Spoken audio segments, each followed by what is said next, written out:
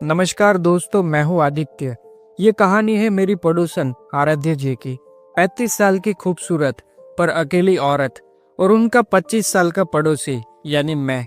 आगे क्या क्या हुआ सब कुछ विस्तार से बताने वाला हूँ, इसलिए चैनल को जल्दी से सब्सक्राइब कर लो। मैं उस कॉलोनी में नया ही शिफ्ट हुआ था। नया शहर, नई नौकरी और नया मकान। जब पहली बार सामने वाले घर का दरवाजा खुला तो मैंने उसे देखा। सफेद साड़ी में, खुले बाल और हाथ में कॉफी मग। उनकी उम्र मुझसे 10 साल बड़ी थी, लेकिन चेहरे पर जो आत्मविश्वास और सादगी थी उसने पहले ही नजर में मुझे रोक दिया। वो मुस्कुराई और बोली, नए पड़ोसी हो ना? मैं आराध्या, यहाँ अकेली रहती हूँ। उस पल मुझे नहीं पता था कि ये औरत आगे चलकर मेरी जिंदगी में कितनी गहराई से उतर जाएगी। धीरे धीरे हमारी मुलाकातें बढ़ने लगी। सुबह सुबह वो अपने गार्डन में पौधों को पानी देती और मैं उन्हें बालकनी से देखता।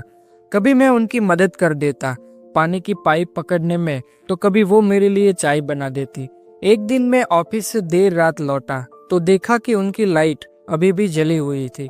मैंने पूछा, अब तक जाग रही है?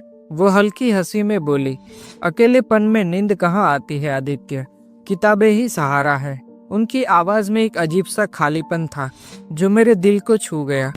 एक शाम बारिश हो रही थी।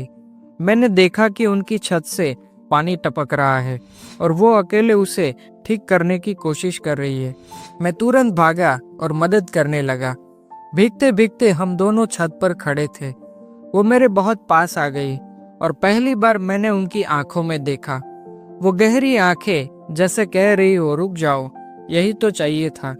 उस दिन पहली बार मुझे लगा कि हमारा रिश्ता सिर्फ पड़ोसी का नहीं रहा। आराध्य जी का अतीत आसान नहीं था। पति का देहांत कई साल पहले हो चुका था। रिश्तेदार दूर थे। वो अपने अकेलेपन से लड़ते लड़ते थक चुके थे। कभी कभी वो रात को मुझे बुला लेती, आदित्य थोड़ा देर तक साथ बैठोगे, चाय बना दी है। हम बातें करते फिल्मों पर, किताबों पर और जिंदगी के संघर्षों पर हर बार उनकी मुस्कान के पीछे एक अधूरी चाहत छिपी रहती थी। एक दिन मैं बीमार पड़ गया, तेज बुखार था। आराध्य जी तुरंत मेरे घर आई, दवाई दी, खाना बनाया और सारी रात मेरे पास बैठे।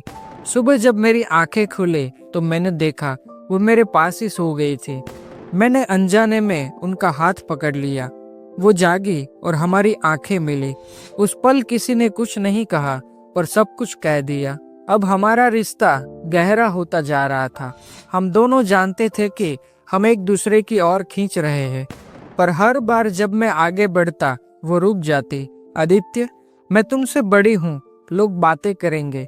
मैंने कहा, आराध्य जी, दिल की चाहत उम्र नहीं देखती। उनकी आंखों से आंसू बह निकले पर होठ खामोश रहे। एक रात कॉलोनी में बिजली चली गई। सन्नाटा था, चारों तरफ अंधेरा। आराध्य जी ने दरवाजा खोला और बोले, डर लग रहा है आदित्य, जरा देर मेरे पास बैठोगे? मैं उनके घर चला गया। मोमबत्ती की रोशनी में उनका चेहरा और भी खूबसूरत लग रहा था। हम बातें करते रहे और कब हमारी दूरी मिट गई पता ही नहीं चला। उस रात हमने कुछ कहा नहीं, पर हमारे दिलों ने बहुत कुछ कह दिया। अब हमारी दिनचर्या बदल चुकी थी।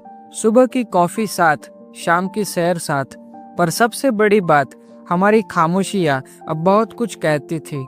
कभी कभी मैं उन्हें देखता तो वो नजरें झुका लेती, कभी वो मुझे देखती तो मैं मुस्कुरा देता।